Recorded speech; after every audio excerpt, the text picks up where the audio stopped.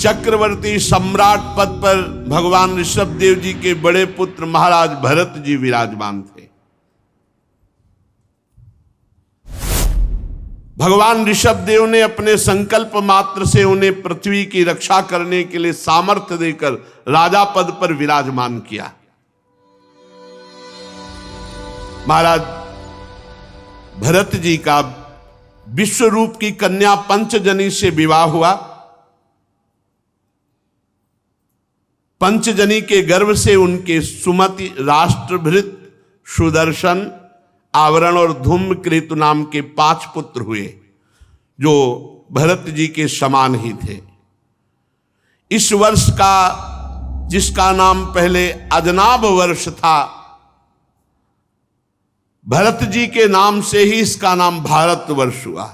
भगवान ऋषभदेव जी के पुत्र भरत जी के नाम से ही पहले ऋषभदेव जी तक अजनाभ वर्ष इसको कहा गया।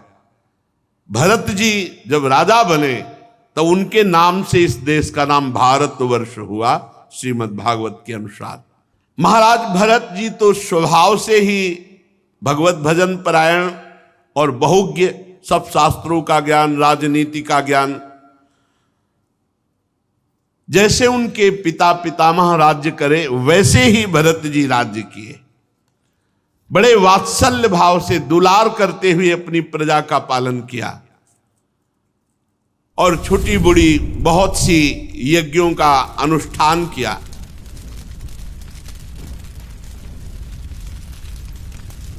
जब तन्मय होकर के भगवान के लिए यज्ञ करते, उनके भाव में हर समय श्रीवत्स, कौस्तुभ माला, चक्र, शंख और गदा धारण किए हुए भगवान का भाव निरंतर बना रहता, मानो सामने भगवान विराजमान। ऐसे भाव से युक्त होकर के यज्ञ करते।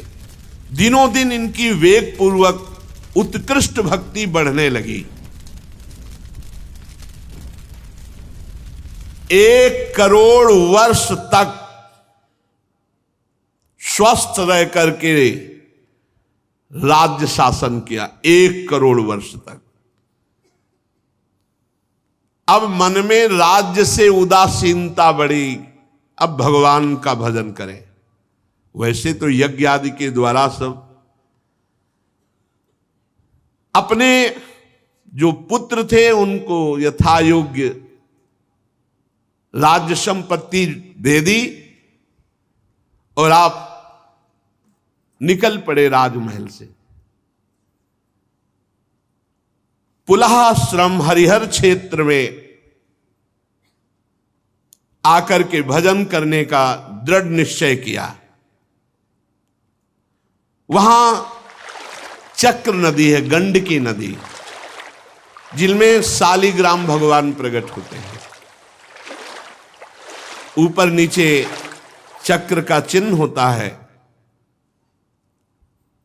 बहुत ही पवित्र नदी गंडकी नदी।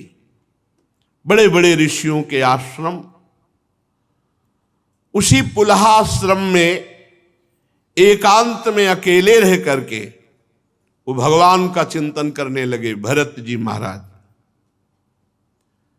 जंगली पत्र, पुष्प, तुलसी दल, जल और कंदमूल फल से भगवान की आराधना करते। अब तो भजन में इतना आनंद प्राप्त होने लगा कि सारी अभिलाषाएं, सारी स्मृति जाती रही। मैं राजा था, राजपाट, ये सब जाता रहा, सारी अभिलाषाएं जाती रही। एकमात्र भगवान की परिचर्या, और उसमें डूब गए।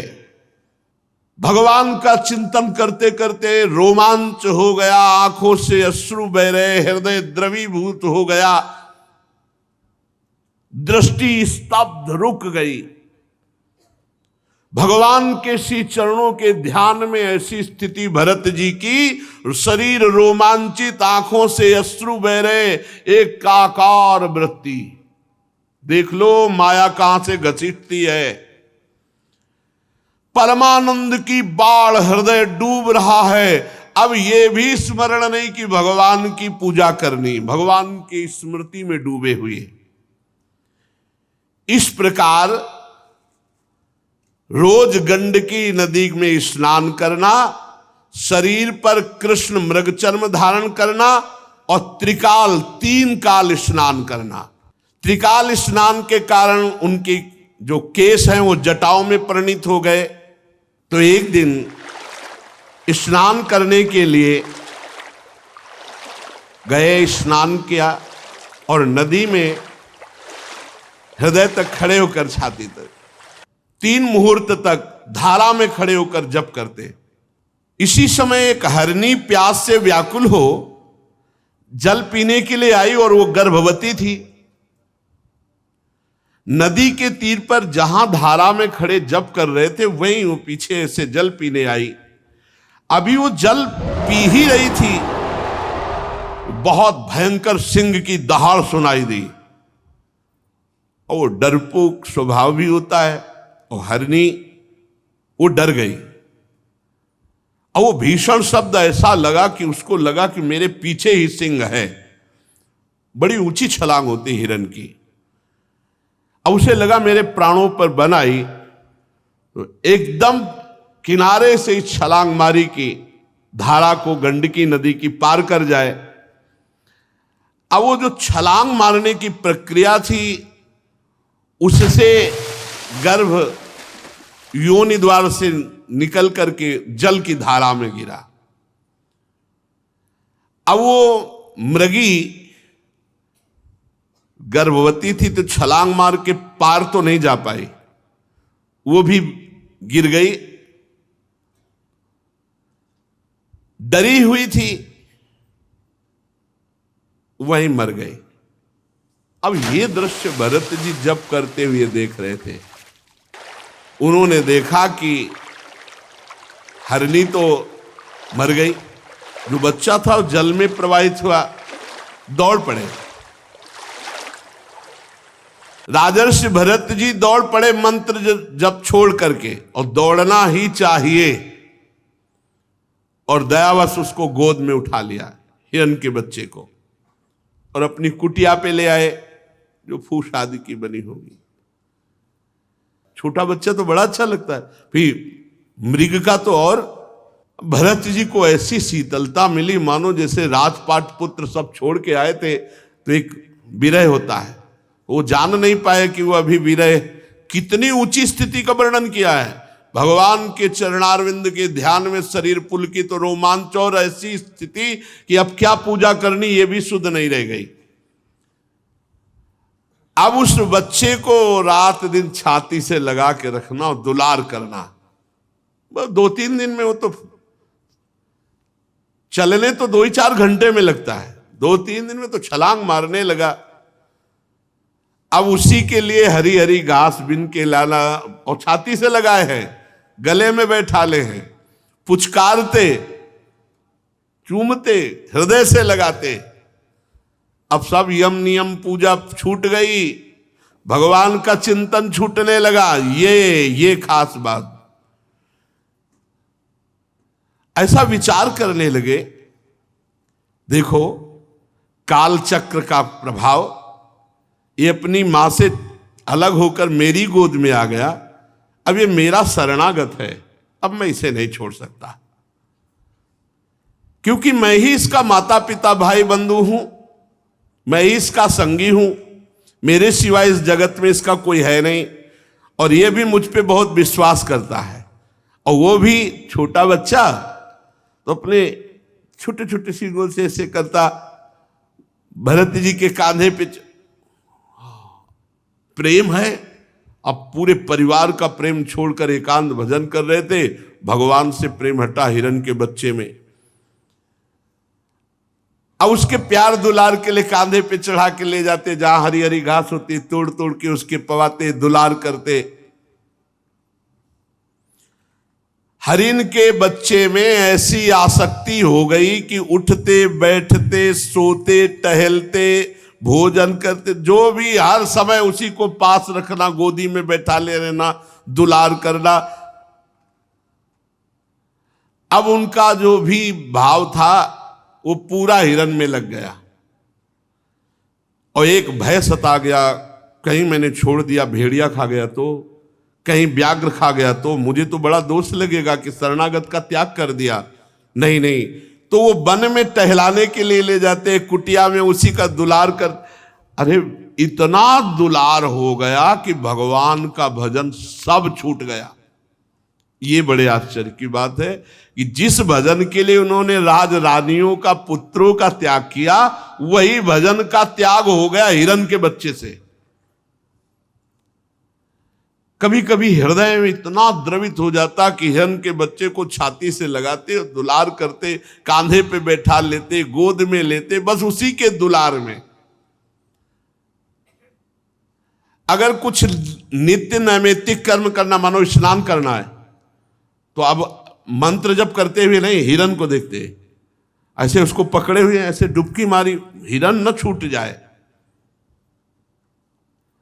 और जब स्नान करके निकलते तो उसको कहते, बेटा तेरा मंगल हो, तेरा सर्वत्र कल्याण। कैसे महापुरुष, कैसा हृदय होता है महापुरुषों का। बेटा तेरा सर्वत्र मंगल हो। भरत जी का चित्त व्याकुल रहने लगा। मृग शावक को इतना प्यार किया कि प्रारब्ध में मृग शावक आ गया। ये देखो, प्रारब्ध बन गया मृग शावक। बहुत सवाल, भगवद आराधना रूप योगानुष्ठान पूरा खत्म हो गया, पूरा खत्म हो गया। वही मृग का चिंतन, वही मृग का चिंतन। ये बहुत सा, एक हिरण के बच्चे ने पूरी की पूरी योग निष्ठा गिरा दी, तो मनुष्य के शरीर में आसक्ति हो जाए या भोगों में तो कौन सी बड़ी बात।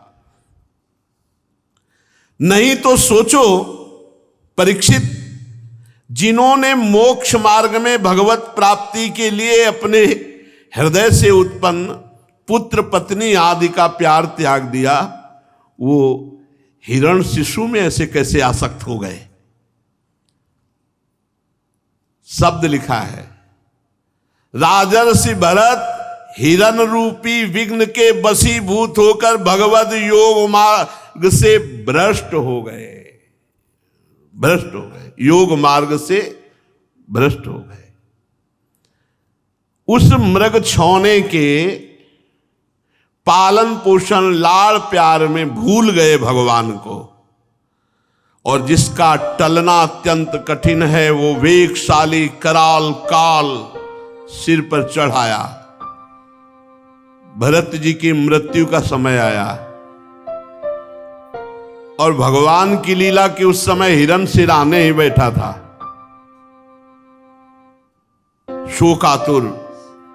भरत जी हिरण की तरफ देख रहे, चित्त पूरा हिरण में लगा है कि मेरे मरने के बाद इसका पालन कौन करेगा, इसको दुलार कौन करेगा। बस यही चिंतन होते शरीर छूट गया। अंत काल के अनुसार बिल्कुल साधारण पुरुष जैसी मृत्यु हुई भरत जी की। साधारण पुरुष जैसी, असाधारण महापुरुष की साधारण पुरुष जैसी मृत्यु। शब्द लिखा है, भगवान की स्मृति नहीं हुई, मृग को देखते हुए मृग की स्मृति में शरीर छोड़ा तो उनको मृग शरीर की प्राप्ति हुई। ये खास बात। अंतकाल की भावना के अनुसार उनको मृग शरीर की प्राप्ति, साधारण पुरुष जैसी मृत्यु, साधारण पुरुष जैसे विषय संसार का चिंतन। ऐसे ही मृग को देखते हुए मृग की स्मृति में शरीर, सबसे बड़ा घाटा हो गया। उनकी स्मृति और चिंतन, अगला शरीर मृग का मिला। परंतु भगवान का भजन कभी व्यर्थ नहीं जाता, इसलिए उस योनि में उनको अपने पूर्व जन्म की याद रही कि मैं महाराज भरत एक मृग की आसक्ति के कारण मृग बना। अब तो बहुत पश्चाताप हुआ कि अरे मेरा एक जन्म मृग की आसक्ति में, बड़े खेद की बात। मैं संयमशील महानुभावों के मार्ग में भगवत आराधना करने वाला भ्रष्ट हो गया एक मृग के मैंने धैर्य पूर्वक भगवान के लिए सारी आसक्ति छोड़कर एकांत में पवित्र भाव से भगवान के भजन का आश्रय लिया वन में, लेकिन मैं भगवान की आराधना से भ्रष्ट हो गया। मैं एक नन्हे से हरिण शिशु के पीछे अपने भगवान को भूल गया, लक्ष्य से च्युत हो गया। अब नहीं। राजर्षि भरत जी मृग के शरीर को भी गंडकी नदी में खड़ा करके भजन करते और हरी घास खाने में भी डरते कि कहीं आसक्ति ना हो जाए। काल की प्रतीक्षा करते रहे।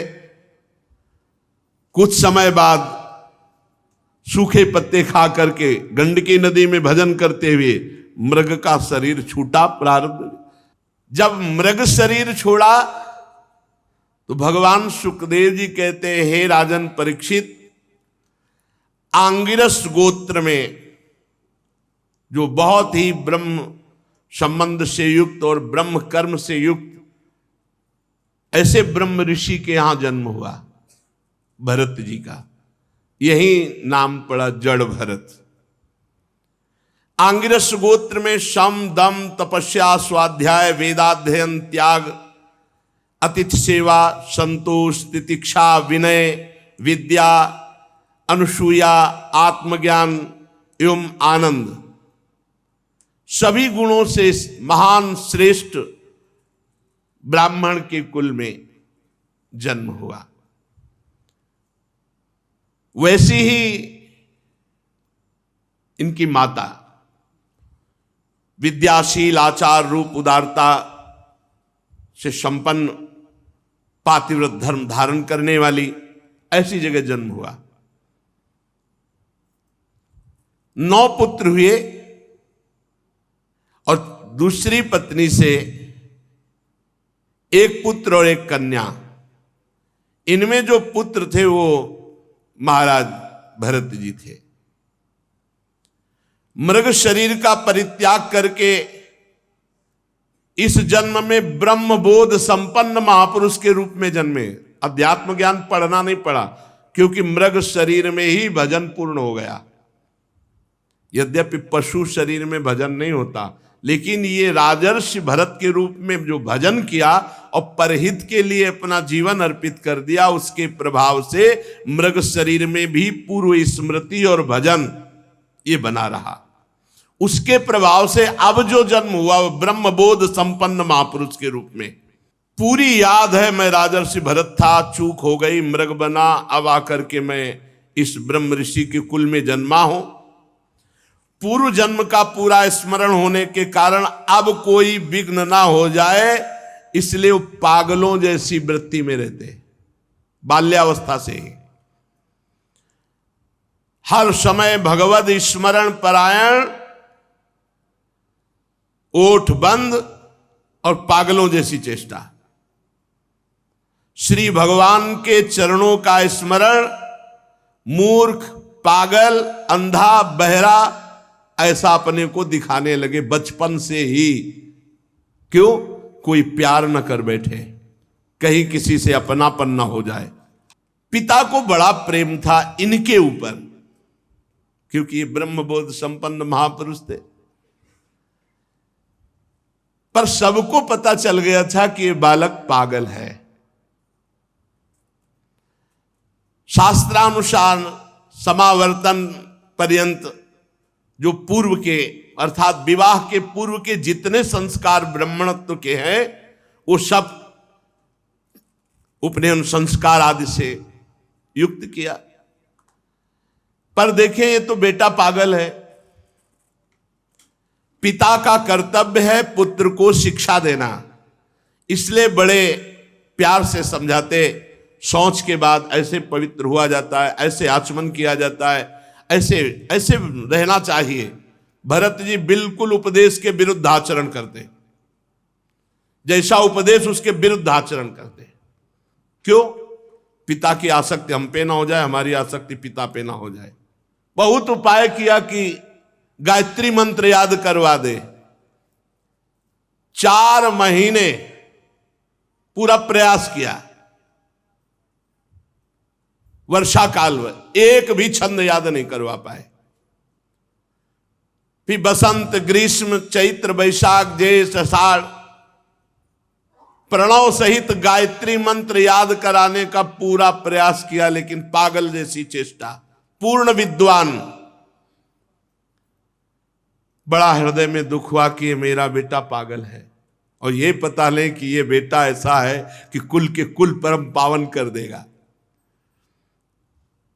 पर बहुत प्यार था भरत जी के प्रति उनके पिता का, इसलिए बार बार वो पुत्र को अच्छी तरह शास्त्रों की शिक्षा देते। शौच, वेदाध्ययन, व्रत, नियम, गुरु सेवा, अग्नि सेवा, ब्रह्मचर्य पालन, इन सब की कुछ नहीं, ठीक विपरीत चेष्टा, पागलों जैसी, मूर्खों जैसी।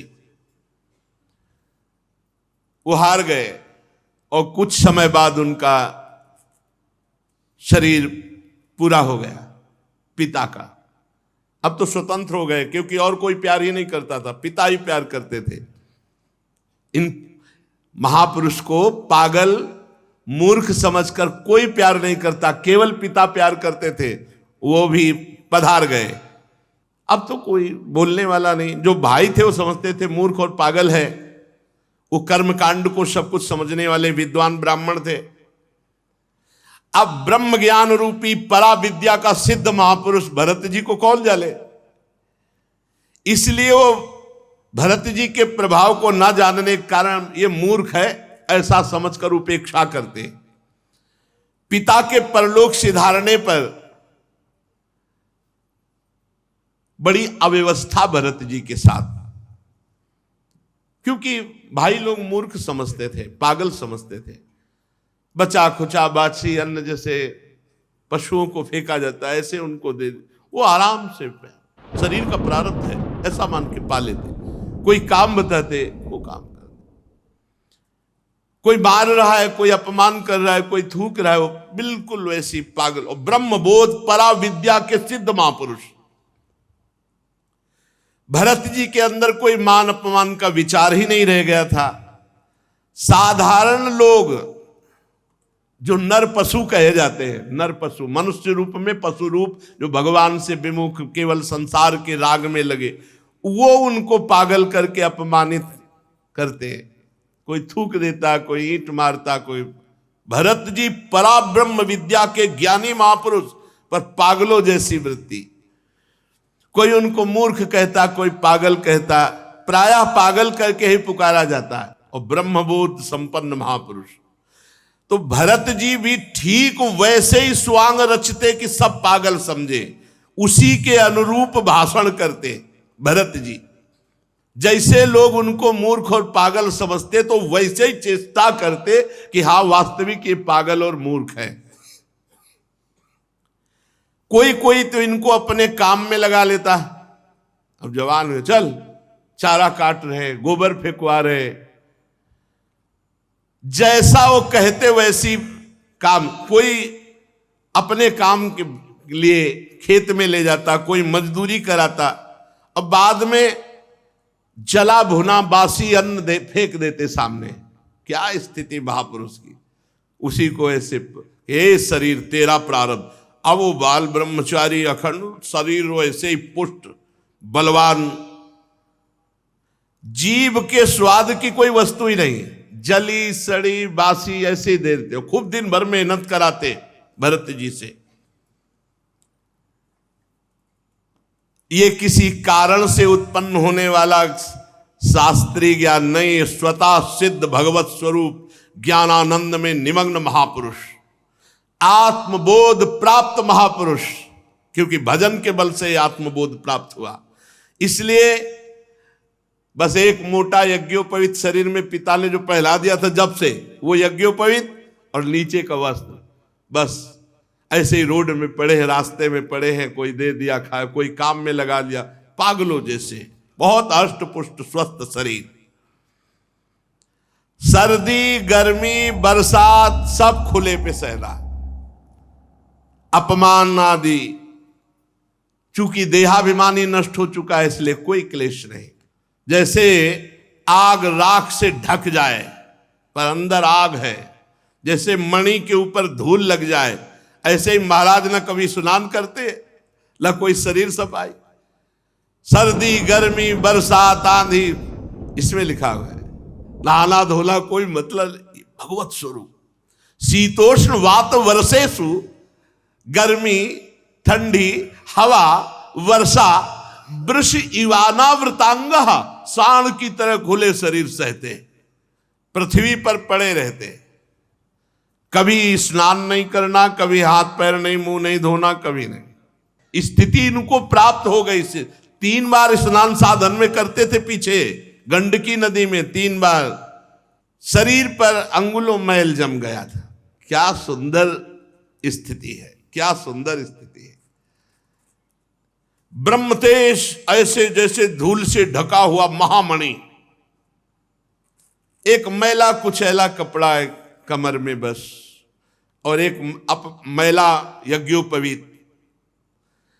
सब लोग यही जानते थे कि ये मूर्ख पागल है, मूर्ख पागल है। बहुत तिरस्कार करते भरत जी का, काम करवाते मारते। इतना बड़ा महापुरुष ऐसे सह रहे। जब उनके भाइयों ने देखा कि लोग मजदूरी कराकर इसे भोजन दे देते हैं, तब बुलाया चल, और खेत में अपने काम में लगाया। यहां खुदाई करो, पूरे को बराबर करना है। तो कह रहे हैं कि ना समम विषमम न्यून मधिकमिति, जहां समान खुदाई करनी थी वहां कुआं जैसा गड्ढा कर दी। जहां लगा दिया खोदो तो बस वहीं खोदते चले गए, क्योंकि ये पता नहीं चलना चाहिए कि ये बुद्धिमान है, मूर्ख है, ये पागल है, यही पता चला। क्यारियां ठीक करने में लगा, सब उल्टा कर दिया, सब क्यारियों में कुआं जैसा खोद दिया। भाई उनको डांटते धक्का मारते, और भोजन में क्या देते? खली भूसी, भुने हुए उड़द और चावल की कनकी सूखी, ऐसे जैसे जानवर को दी जाती है, या पके हुए अन्न की जली हुई खुरचन। कैसे महापुरुष है, जिनको विश्व का परम पवित्र भोग सब मिलना चाहिए, वो कैसे जी रहे? स्पष्ट लिखा हुआ है कि उनके आहार में चावल की कनी, खली भूसी, भुने हुए उड़द ऐसे सूखे और वो ऐसे चबा लेते, या पके हुए अन्न की जली हुई खुरचन, जली हुई, वो दे देते। बड़े अमृत के समान उसे शरीर का प्रारब्ध समझकर खा लेते। भगा दिया भाई, धक्का मार, एक काम लायक नहीं। दूसरे भाई ने पकड़ लिया, खेत की रखवाली करो, खेत की। अब वो खेत की रखवाली क्या करे? खेत इधर, आसन लगा इधर में पड़े, उनसे खेत से मतलब क्या है? विपरीत। वो जो भी कार्य करते तो उसके विपरीत, जिससे पक्का सबको समझ में आया कि पागल है, वहीं पड़े हुए थे। और एक डाकुओं के सरदार ने भद्रकाली से कामना की थी कि पुत्र हो जाएगा तो नरबलि चढ़ाएंगे।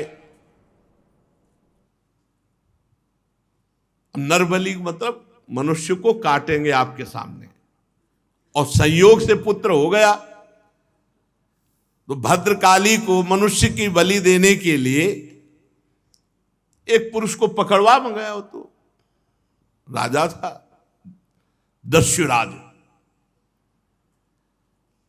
अब उस पुरुष को छोड़ दिया गया बाजार में, खूब जो चाहो खा लो, उसको पता नहीं है। वो जलेबी गुलाब जामुन जो जो बढ़िया पसंद सब खूब खा रहा था। एक दुकानदार ने धीरे से कहा, खूब खा लो, अब इन्हें गर्दन कटेगी जाके तुम्हारी। क्यों? भूले तो ऐसे फिरी थोड़ी खाने को मिल रहा है। दस्युराज ने आज उत्सव मनाया है, तुम उनके बलि पशु हो, तुम्हारी गर्दन कटेगी। तो उसने दोना पत्तल जो होता वो साथ लिए, जो भागा वहां से निकल गया, भाग गया। अब जो रक्षक थे उनको, वो तो खुला छोड़े हुए थे कि खा पी लेगा, पकड़ लेंगे। जब देखा कि वो आदमी भाग गया तो सोचा अगर राजा से कहा जाके तो हम ही किसी को भी बलि चढ़ा देगा। इसलिए तुरंत कोई नर पशु पकड़ना चाहिए। दैववश वो तो भाग गया जिसको पकड़ के लाए थे। चारों ओर सेवक दौड़े कि अब कोई मनुष्य मिल जाए, नहीं तो हम लोगों की बलि चढ़ा देगा राजा। तो रात के समय तक दैव योग दृष्टि पड़ी आंगिरस गोत्री ब्रह्म प्राप्त महापुरुष श्री जड़ भरत जी के ऊपर। अब जंगल में देखा तो खेत में तो पड़े ऐसे। अरे बोले देवी भी प्रसन्न हो जाएगी और राजा भी प्रसन्न हो जाएगा, क्योंकि बहुत तगड़ा आदमी है, अष्ट पुष्ट बलवान। और उस समय वीरासन में बैठे हुए थे। रात्रि के समय नजदीक आए, पकड़ लिया, कोई विरोध नहीं। बोले हमारे स्वामी का कार्य इससे बहुत सिद्ध हो जाएगा, देवी बहुत प्रसन्न हो जाएगी। रस्सियों से बांध लिया, बंधवा लिया आपने, कोई रोका नहीं। बिल्कुल पागलों जैसी चीज। जो शरीर का होना है वो पक्का होना, जो नहीं होना है वो नहीं होना। रस्सियों से बांध लेंगे, ले गए भद्रकाली के मंदिर में। अब बाजार में नहीं छोड़ा कि एक तो निकल गए, अब दोबारा अगर वहीं सीधे मंदिर ले गए। पद्धति के अनुसार बढ़िया उट्टन लगाया गया। आज जीवन में उट्टन लग रहा है महाराज के। जीवन में कोई प्यार से तो उट्टन लगाया नहीं। भरत जी ले और लंबे हाथ कर दिया, आहा बढ़िया उट्टन लगा करके। अब ये नहीं कि ज्ञान नहीं, पता है, तलवार भी रखी, पता है दोनों शरीर का है। जो शरीर का प्रारब्ध है उसको भोगना होगा।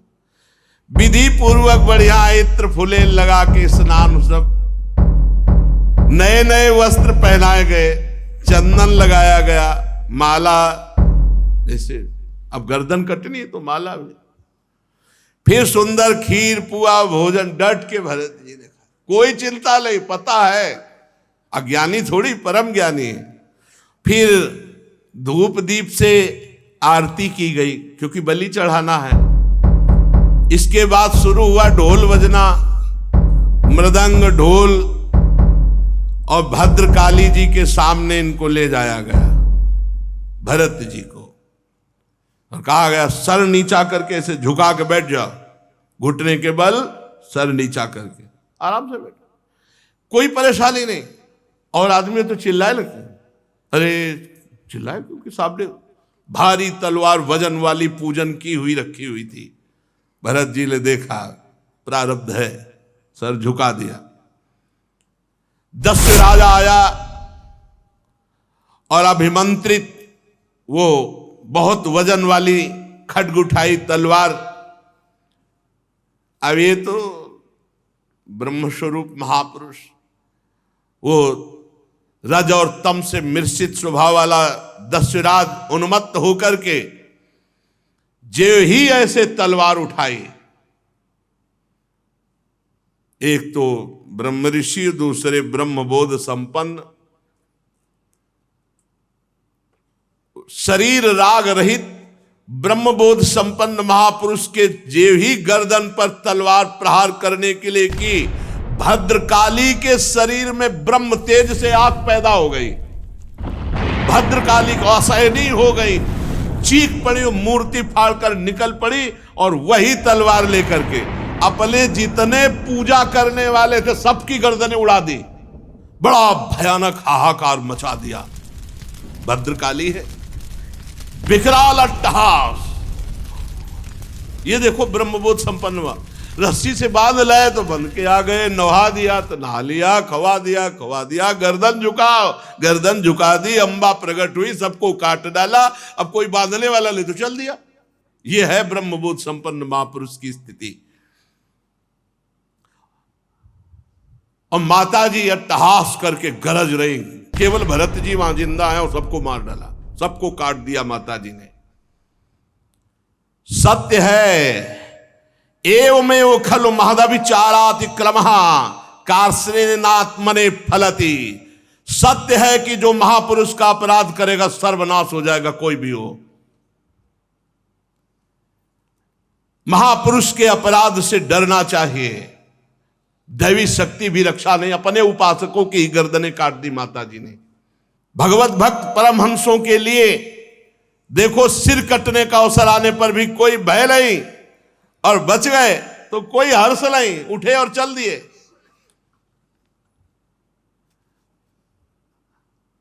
आराम से मस्ती से जा रहे थे, खूब पूजे तिलक लगे, खाए पे नए कपड़ा पहले थे, मस्ती से। उधर सिंधु सौवीर देश का राजा रहुगण, ये वही रहुगण है हिरन, भरत जी के कर कमल से द्वारा पोषित।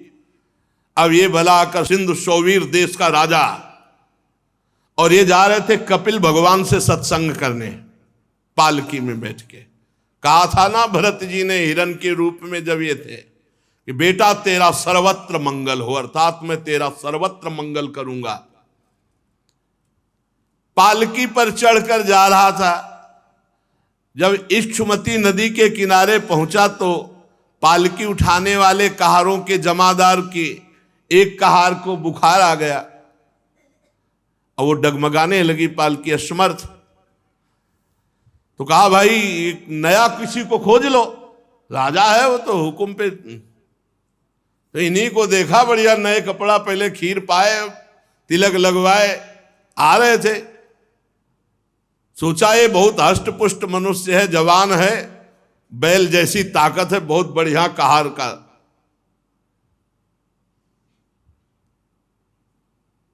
गोखर बद्धुरम बोढ़ मलमिति पूर्वविष्टि ग्रहित ही, ये तो अपार बल रखता है, जैसे बैल में, जैसे पुष्ट जानवर में, ये बोझा तो बढ़िया ढो सकता है। ए चलो, चल दिए। आज तक अभी उपदेश नहीं दिया, पकड़े हुए कहारों के साथ इनको लगा दिया। अब वो कहार जो राजा की पालकी में होते हैं वो शिक्षित होते हैं। महाराज तो अब मस्त, बहुत बढ़िया कहार मिल गया। महात्मा भरत जी इस कार्य के योग्य तो बिल्कुल नहीं थे। चुपचाप चार कहारों के बीच में एक में इनको एक तरफ लगा दिया। अब ये केवल पृथ्वी में देखते थे कि कोई जीव पैर के नीचे दब न जाए, क्योंकि महात्मा ऐसे ही चलते हैं, दृष्टि नीचे करके। अब दूसरे कहार तो केवल एक बाण पृथ्वी थोड़ी देखते, वो तो पूरा, और वो शिक्षित है, और ये तो आराम से देख करके, और ये इतने तगड़े बलवान कि अगर कदम रोक दिए तो तीनों के कदम रुक गए, क्योंकि बलवान है पकड़े हुए। अगर वो संभाल के लंबी टांग मारे तो तीनों मुंह भरा हो रहे। राजा रहुगण ने कहा, ये क्या प्रमाद है, पालकी डोल रही, पालकी हिल रही है, ये ऊंची ऊंची हो रही है। कहारों ने डर कर कहा, महाराज की जय जय हो, आप चाहें तो हमें दंड दे सकते हैं, पर हम निर्दोष हैं। ये जो नया कहार आया है सारा दोष इसी का है। महाराज हमारा प्रमाद नहीं, हम तो नियम के अनुसार पालकी चला रहे हैं। ये नया कहार जो आया है ये बहुत बलवान है, ये जैसा हिला डुला देता वैसे पालकी हिल डुल जाती है। ये जल्दी जल्दी ठीक से हमारी तरह नहीं चल रहा है महाराज। राजा रहुगण ने सोचा संसर्ग दोष उत्पन्न हो जाएगा तो फिर सब में दोष आ जाएगा, इसलिए इसको दंड देना चाहिए, इसका प्रतिकार करना चाहिए। ये अपनी तो चाल बिगाड़ ही रहा है, हमारे और कहारों की चाल बिगाड़ रहा है। रहुगण क्रोधित होकर, यद्यपि उसने महापुरुषों का सेवन किया था, लिखा है महापुरुषों का सेवन किया था, मतलब कपिल भगवान से सत्संग करने जा रहा तो कोई छोटा मोटा थोड़ी सत्संगी, तो कौन है, भरत जी के द्वारा सत्संग प्राप्त किया हुआ, दुलार प्राप्त किया हुआ। थोड़ा क्रोधित होकर के व्यंग भरे वचन कहा कि ये नए कहा, अरे भैया हमें लगता है तुम बहुत दुबले पतले हो, क्योंकि बहुत हष्ट पुष्ट थे। व्यंग वचन, हमें लगता है तुम बहुत थक गए हो। अच्छा तुम्हारे साथियों ने सहारा भी नहीं दिया। अच्छा ऐसा लगता है तुम पूरा बल लगाकर अकेले पालकी ढो रहे हो। तुम्हारा शरीर तो बहुत पतला है, मोटा ताजा तो है नहीं। हमें लगता है तुम जवान भी नहीं हो, बुढ़ापा ने घेर रखा है। बार बार ताना मारता जड़ भरत जी के ऊपर। चुप, वैसे पालकी उठाए, कुछ नहीं, ना मानो सुनाई ही नहीं दिया। भरत जी की दृष्टि में जैसे पालकी वैसे शरीर, पंचभूतों से रचित पालकी, पंचभूतों से रचित शरीर, और दोनों अविद्या के कार्य, और बोलने वाला भी अविद्या में युक्त, इसलिए कुछ नहीं बोले। किंतु पालकी अब भी सीधी नहीं चल रही थी। अब जैसे कई कई जगह 5-5 लाइन चींटी चलती है, ऐसे मारी छलांग तो ये तो कहो पकड़े थे, नहीं तो नीचे आ जाते पालकी के। राधा रहुगण को बहुत क्रोध आया, आग बबूला हुए, अरे ये क्या, तू जीता ही मर गया है, तू मेरा निरादर कर रहा है, मेरा उल्लंघन कर रहा है, मालूम देता तो प्रमादी है। जैसे दंड पानी यमराज का दंड निष्फल नहीं जाता, ऐसे मैं तुझे दंड दूंगा, तेरा इलाज करूंगा, तेरे होश ठिकाने लाऊंगा।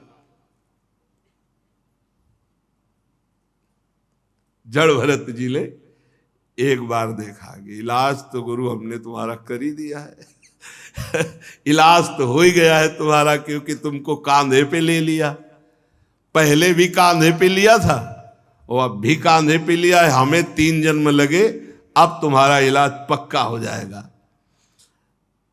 अनाप शनाप बातें रहुगण, उनको बड़ा पांडित्य का ज्ञान अभिमान था कि मैं बहुत ज्ञानी हूं। रहुगण को जड़ भरत जी ने देखा कि कच्ची बुद्धि, और मुस्कुराए। आज जिंदगी में पहली बार बोले महाराज। भरत श्री भगवत रसिक जी कहते हैं कि बोले ना बोले तो हृदय की ग्रंथि खोले। आज प्रवचन शुरू है महाराज जड़ भरत जी का। तुमने जो कहा सब यथार्थ है, जड़ भरत जी ने कहा। मैं कोई उलहना नहीं दे रहा हूं। कितना हो भाग्य कि आज जिंदगी में आज जड़ भरत जी बोले नहीं। अभी तलवार चलने की स्थिति में भी नहीं बोले, आज तक नहीं बोले, मौन, आज बोले। भार नामक कोई वस्तु है तो ढोने वाला कोई है ही, मार्ग है तो चलने वाला कोई है। मोटापन, पतलापन, ये सब शरीर के लिए है, आत्मा के लिए तो नहीं ना। क्या ज्ञानी जन ऐसी बातें करते हैं जैसे तुम करते हो? कैसे समझा रहे? जैसे बेटा को समझाए। ये स्थूलता, मोटापन, कृशता, पतलापन, आधि, व्याधि, भूख, प्यास, भय, कलय, इच्छा, बुढ़ापा, नींद, आसक्ति, क्रोध, अभिमान, शोक, ये सब देहाभिमानी को प्राप्त होते हैं, आत्मस्वरूप में नहीं। क्या सुंदर बात, क्या सुंदर बात। ये सब देहाभिमानी को प्राप्त होते हैं, आत्मस्वरूप को नहीं।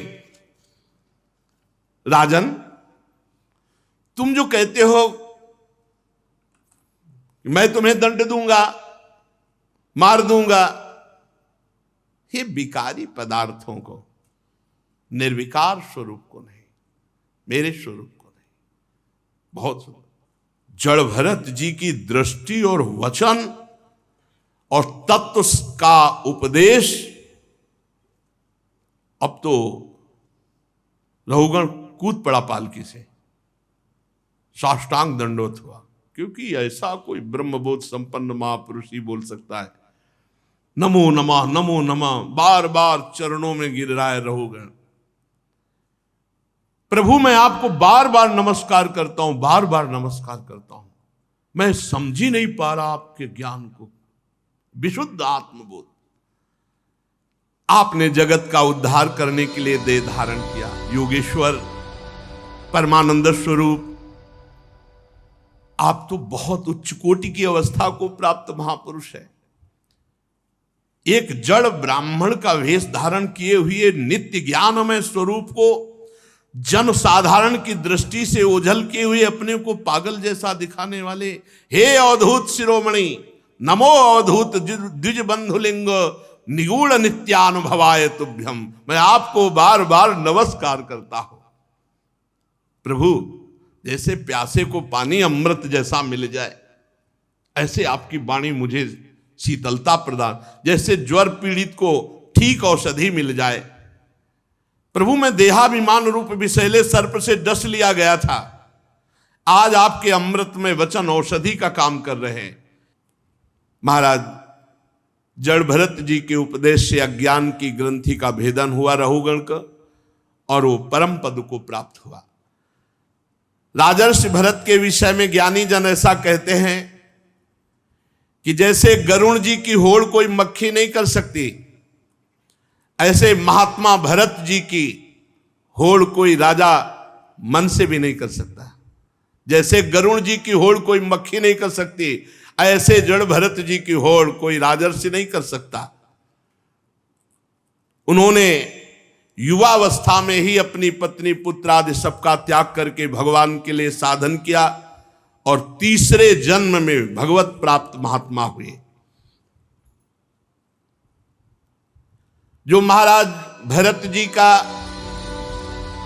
जड़ भरत जी का पावन चरित्र सुनेगा, उसकी अकाल मृत्यु नष्ट हो जाएगी, वो अकाल मृत्यु को प्राप्त नहीं होगा, उसका यश बढ़ेगा, और यदि वो भगवान का आश्रय लेकर भजन करने वाला बने तो मोक्ष या प्रेम को भी प्राप्त होगा।